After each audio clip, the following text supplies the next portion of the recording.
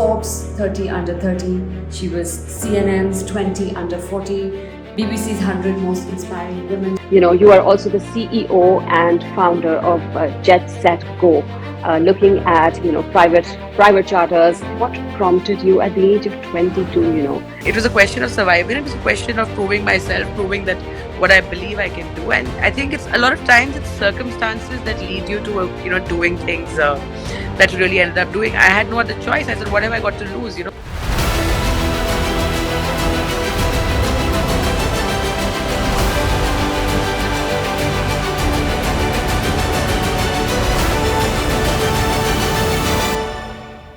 Good evening, guys. Thank you for tuning in to Table Talk. Another day, another episode.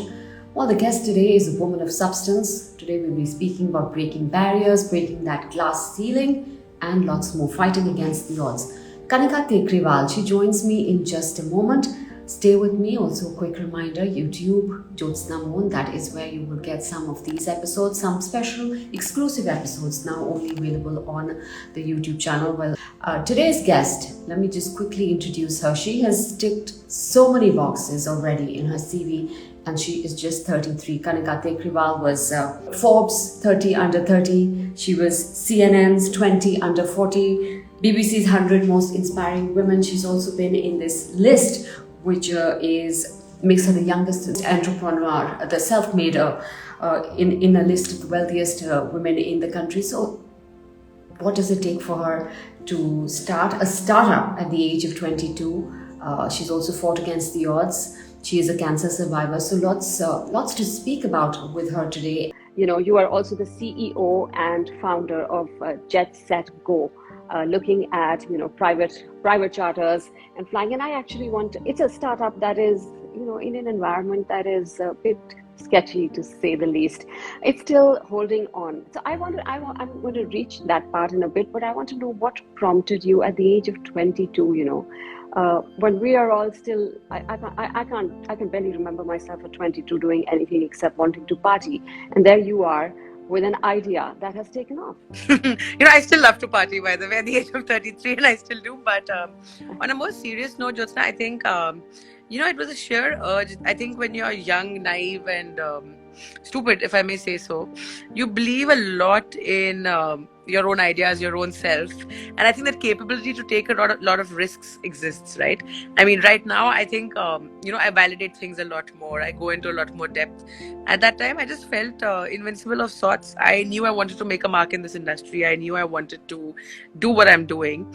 And I had nothing to lose, if I had to be very, very honest. And I can give you all the right answers that, I wanted to change the world and I wanted to do this. No, I think it was a question of survival. It was a question of proving myself, proving that what I believe I can do. And I think it's a lot of times it's circumstances that lead you to, doing things that you really ended up doing. I had no other choice. I said, what have I got to lose?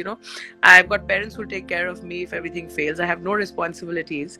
And it just makes so much sense.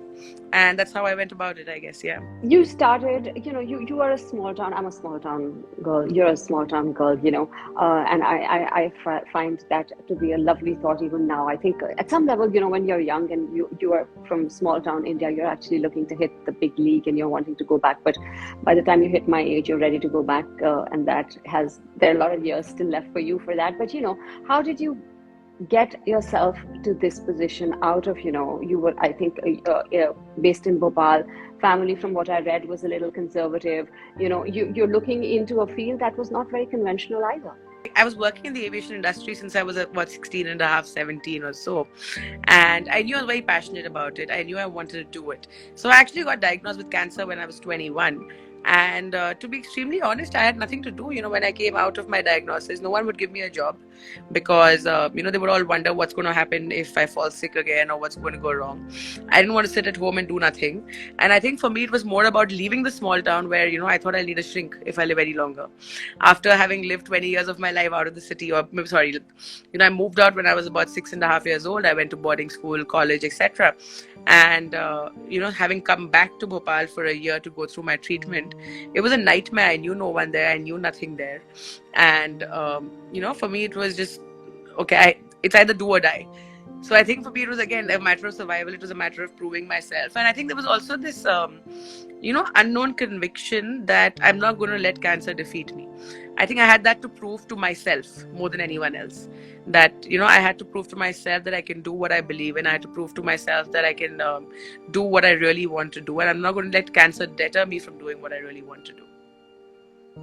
Did it still have its ups and downs, days where, that morale doesn't last always, right? I mean, you have to get up, and some days it just takes you down.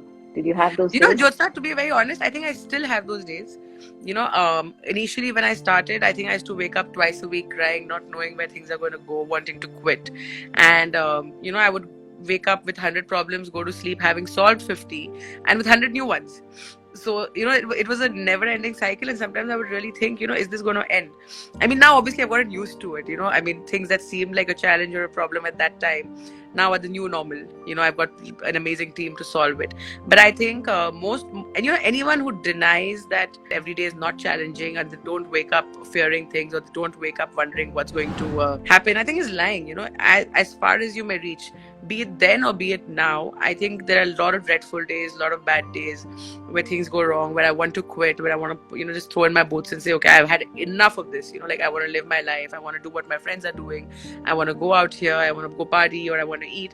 When I started the company at a very young age, I remember my friends used to be out, like you said, till 4 5 in the night, and I would go out with them, and I would always be on the phone trying to solve things, and not living the life I'm seeing a lot of my friends lead, or my my immediate social circle lead. And it did at times deter me in terms of, is this the life I've chosen for myself? Is this what I really want to do?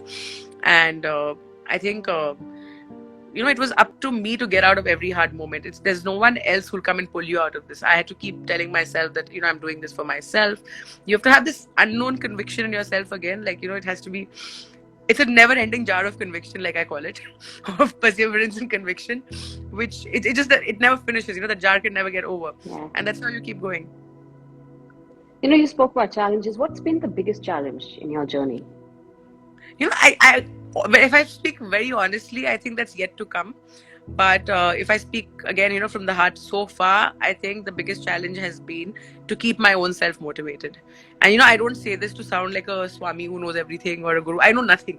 I personally believe I have no, divine knowledge to impart to anyone. But I think as an entrepreneur, the hardest thing is to put a smile on your face, be brave for your team, be brave for your family, be brave for everyone around you, act like you know what you're doing, when internally you really don't know what you're doing, and you really don't know whether something's going to work, not going to work, where things are going. And you have to keep motivating yourself to go out there, be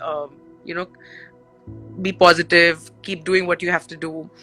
A lot of times, when you take decisions, you don't know if you're taking the right decisions or the wrong decisions, because it's not only my life that I'm impacting. They're about the team that's working for us. Say if it's 400 people, it's 400 into 400. 400 into 400. Why I say that is because each one has a father or a mother to support, 2 kids to support. So one wrong decision could derail the company, could derail their lives. And I think I have to keep, every single day I have to keep motivating myself to keep going, keep achieving more, keep pushing boundaries. There are a lot of times, when I've thought that, okay, this is it, this is the level we want to grow till. And you can never stop there, because, I think business isn't about survival anymore. Business is about doing things differently every single day, or you're going to have someone come in and do what you're doing. Every single day you have to keep innovating. And to keep doing that, it's not like, I'm not Google who knows everything. I have to keep figuring it out along the way myself. What do you think is special about your startup that, has your own identity? I don't think there's anything special or extraordinary, to be honest. But I do believe that I have a lot of perseverance, and it's taken a lot of time to build. I think I went to a boarding school where never give in was our motto, and I never understood the meaning of it till now. I think you'd never really played that seriously in your head. And I used to always look at schools around us which had all these fancy mottos in different languages, some ekas dekas and things like that. And I used to always wonder, why is ours so simple? Why does it say never give in? Never. And now I get it. I think I this never give in attitude is what keeps on going. We're in an industry that's extremely challenging, that's controlled by a lot of factors beyond our control. One fine day you wake up and aircraft is spoiled, which you can't control, or the weather is bad and you have customers screaming down your throat saying, I want to fly, I don't care if the weather's bad? I'm not the weather god who can control it. So I think there are 1,000 unknown problems in this beyond your control. If you're running a restaurant, you can shut down on the day you want to shut down and say, okay, fine, I'm not going to serve you food today. Today's a holiday. But in the aviation industry, you're doing rescue and relief operations every day. You're servicing people. It's a basic necessity that you're fulfilling. Just like a hospital can't shut down, an airline cannot shut down or for a day or take a break for 2 days. So I think you have to be very, very perseverant to keep working in an industry like this. And I think to be an entrepreneur, you need to be very perseverant. And that's something that I think has helped me get as far as we have. So how many aircraft are within your company now? So we own 10 airplanes, Jyotsna, and some are purely owned by us, some are under lease to purchase agreements, and we manage about 28 airplanes for other owners. So we are India's combined largest fleet. And so what does it take to actually reach this success? I have no clue. I think it's taken a lot of blood, sweat, tears, perseverance, like I said. And I think, if I really look back, the one lesson I've learned is if you're in the service industry or if you're in a business such as this, you've got to be very honest, ethical, and committed to your customers. This whole business is, any service business for that matter, is not made on how much money you spent or how much marketing you do or how much sales you do. We don't even have a sales team as on date, even till now in the company. Your customers are your biggest assets. They're your biggest enemies. They're your closest friends. They're your closest enemies again, because it's your customers who ultimately help you grow the business, drive the business, etc. And if you're honest, ethical, and transparent to them, there's nothing in the world that can stop you from doing what you want to do. Why I also say that, Jyotsna, is because if in the service industry you're never perfect, you always goof up. I mean, not always, but you do goof up. 1 out of 10 flights is not going to be perfect.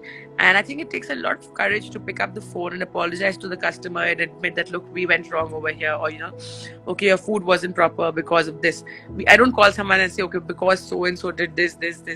And I think that's what differentiates us as a company or me as an entrepreneur.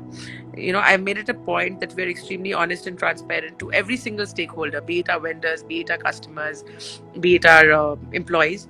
And, a lot of people don't necessarily agree with my way of thinking, especially, older people, traditional businesses. Transparency is not something I think that's really appreciated or respected in India. But according to me, that is the new way of doing business in the country. That's what my generation's bringing in. We're making things transparent. We're making things clean. And I think the best businesses will survive doing that. So how difficult is it, though, to stay on that path of, being transparent? I think you're tempted to get derailed more often than not. Life's temptations are not going to stop. And I personally believe that, more often than not, you come across a lot of instances where you can make a quick buck or you can do things that you wouldn't normally do because things come along the way. And it takes a lot of perseverance again, and I think you have to be very, very strong mentally and I think mentally to really, take these decisions and do what you think is right. A lot of time your investors may not agree, your board members may not agree, your colleagues may not agree.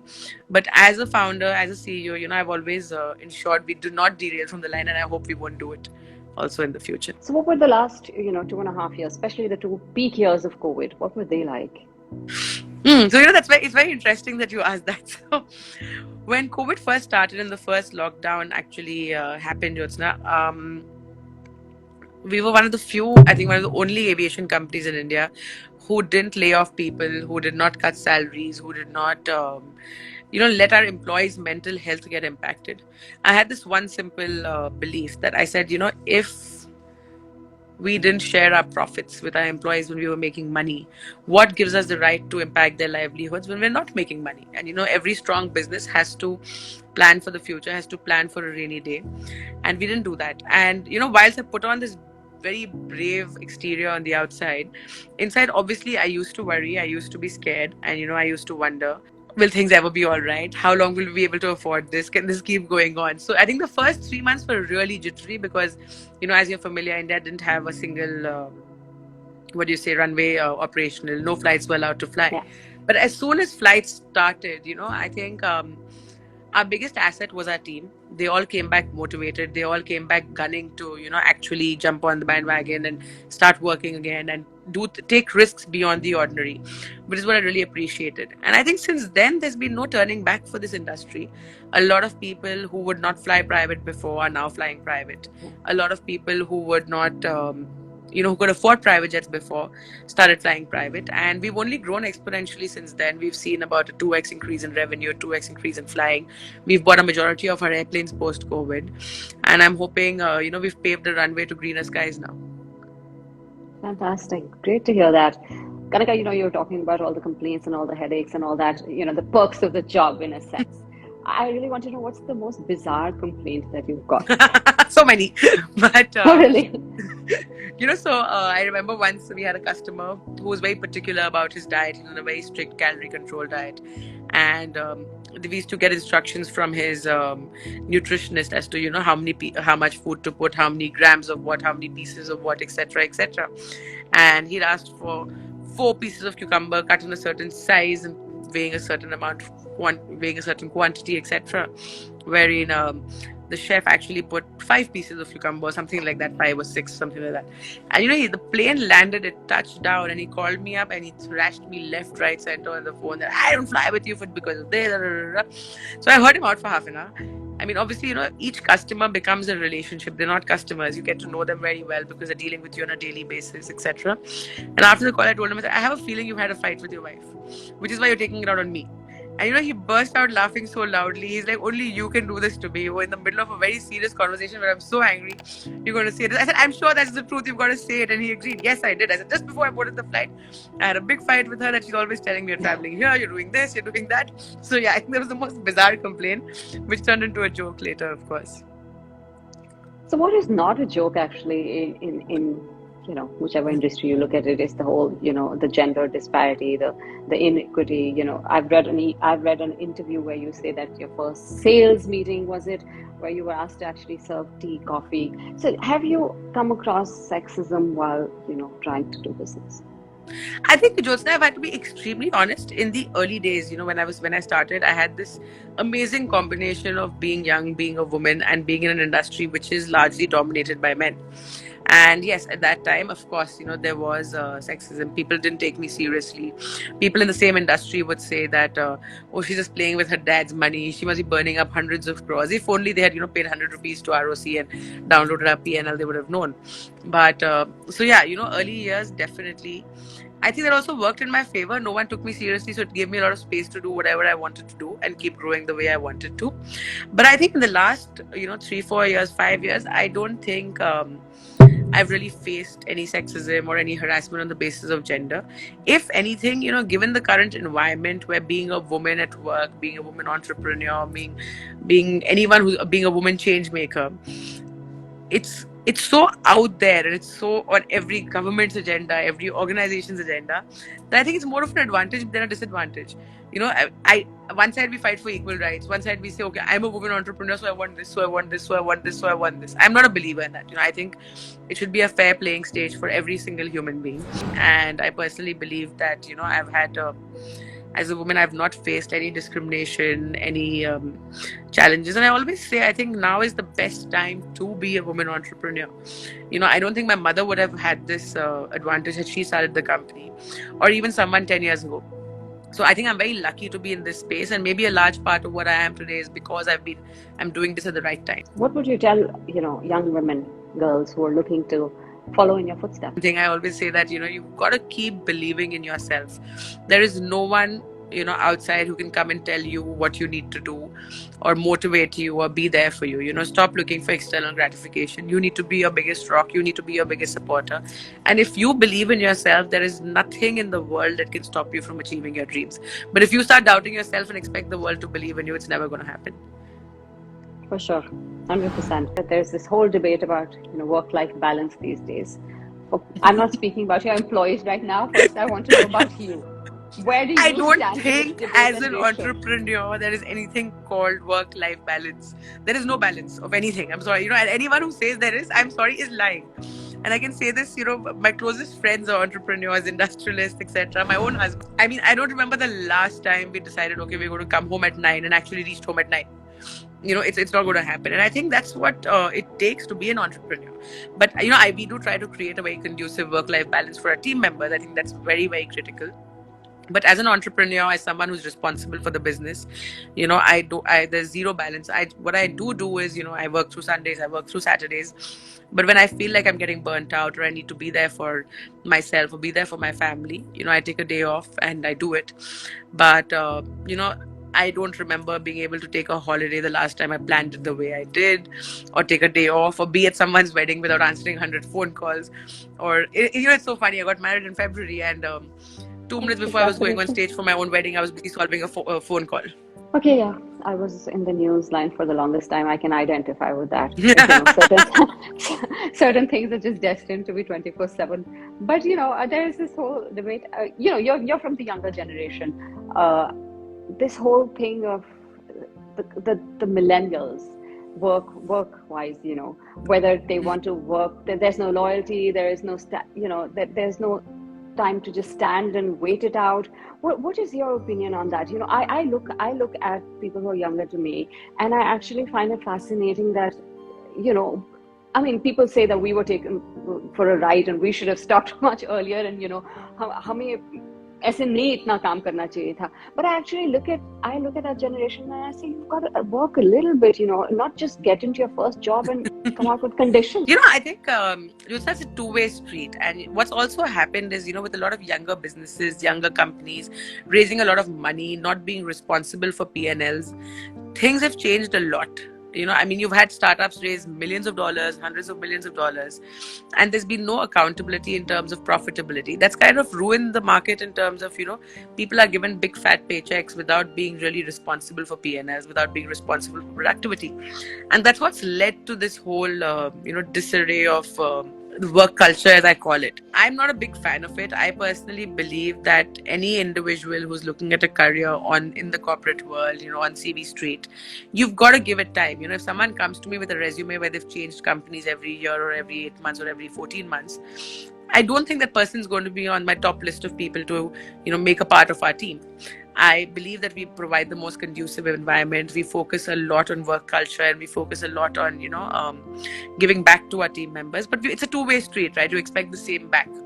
And, luckily for us, our rate of attrition is very, very low. We have not seen this, fad so much. Obviously, there are one or two odd cases always. But I don't think this is a trend that's here to last. I think, there is a severe shortage of jobs across the world, good, high quality, high paying jobs.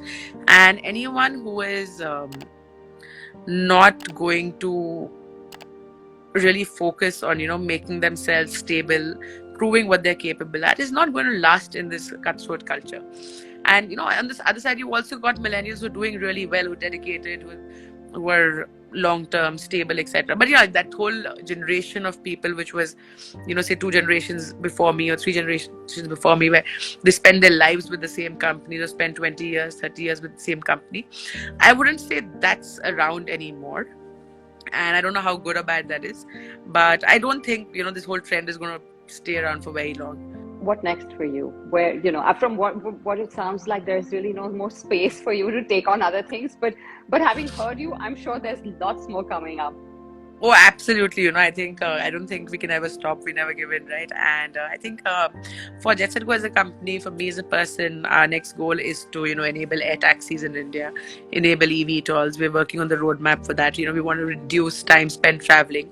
So we hope that the price of an Uber will be able to fly you from your house to work, and that's exactly where we are heading. Just describe yourself in one word before you go. Happy? Yeah, I think successful. Nah, I don't even know what the definition of success is. I think if be happy or content.